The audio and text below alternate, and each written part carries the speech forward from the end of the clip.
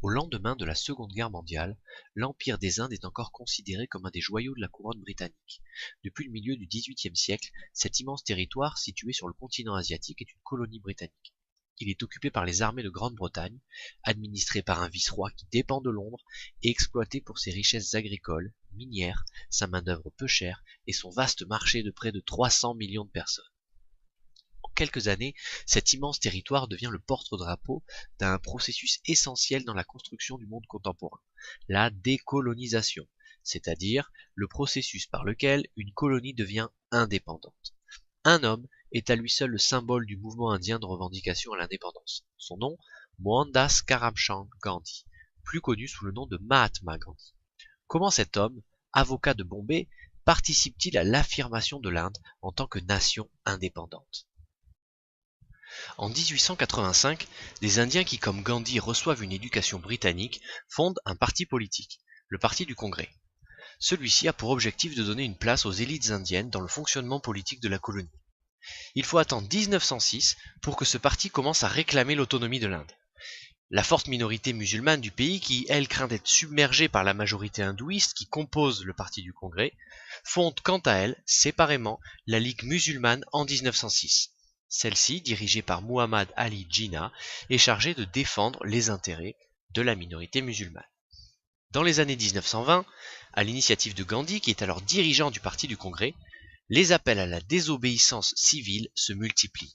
Des actions non violentes sont menées, les produits britanniques sont boycottés. Dans les années qui suivent, ce mouvement de désobéissance s'amplifie. En mars 1930, Gandhi quitte son ashram au nord-ouest du pays et entame une marche de près de 400 km. Durant ce parcours, il encourage ses compatriotes à violer le monopole d'État sur la distribution du sel. En effet, les Britanniques font payer un impôt aux Indiens sur la consommation de sel et leur interdisent de récolter eux-mêmes le produit. Suivant ce geste hautement symbolique, des milliers d'Indiens récoltent eux-mêmes le sel et nombre d'entre eux sont jetés en prison pour cet acte. Pour qualifier cette action politique non violente, Gandhi parle de satyagraha. Son objectif ultime, s'affranchir pacifiquement de la tutelle britannique afin de permettre aux Indiens de s'auto-gouverner. On parle de Swaraj, qui signifie gouvernement par soi-même. Dans les années 1930, l'indépendance commence à prendre une forme concrète. En 1935, l'India Act est voté et l'Inde dispose désormais d'un gouvernement et d'un parlement. Les Britanniques conservent cependant les affaires étrangères et la défense. En 1942, Gandhi et le Parti du Congrès impulsent le mouvement Quit India, littéralement quitter l'Inde, qui demande l'indépendance immédiate de l'Inde. En plein deuxième conflit mondial, les Britanniques refusent. Des responsables du Parti du Congrès, dont Gandhi et Nehru, sont emprisonnés. Le parti est interdit. Loin de calmer les esprits, cette politique répressive entraîne l'amplification du mouvement de désobéissance civile. En 1945, pour sauver leurs intérêts, les Britanniques se décident à accorder l'indépendance à l'Inde. Se pose alors le problème de la forme de cette indépendance. Les musulmans ne peuvent pas vivre avec les hindouistes, ils réclament un État particulier. L'ennui, c'est que dans beaucoup de régions, hindouistes et musulmans cohabitent. Des affrontements sanglants ont alors lieu entre les deux communautés. Finalement, le 15 août 1947, après 2 ans de négociations, le Royaume-Uni accorde l'indépendance au joyau de sa couronne, l'ancienne colonie est coupée en deux. L'Union indienne, dirigée par Nehru, et qui abrite les hindous. Le Pakistan, lui-même partagé en 2 parties, est dirigé par Muhammad Ali Jinnah, qui accueille les musulmans. Immédiatement et dans l'affolement, la plupart des hindous du nouveau Pakistan plient bagages et rejoignent l'Union indienne.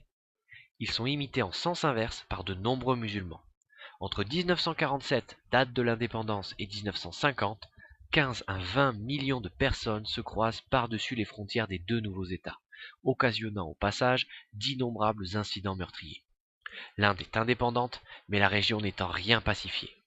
Par-dessus cela, le 30 janvier 1948, 6 mois seulement après l'indépendance, le Mahatma Gandhi est assassiné par un extrémiste hindou. L'Union indienne est née, mais elle est désormais orpheline. Malgré ses funestes débuts, la démocratie indienne mûrit et croît sous la direction de dirigeants remarquables, au premier rang desquels Jawaharlal Nehru, puis sa fille Indira Gandhi, première femme indienne à être Premier ministre. Moins chanceux est le Pakistan qui, État artificiel fondé sur l'identité musulmane, se sépare en 1971 de sa partie orientale qui devient le Bangladesh.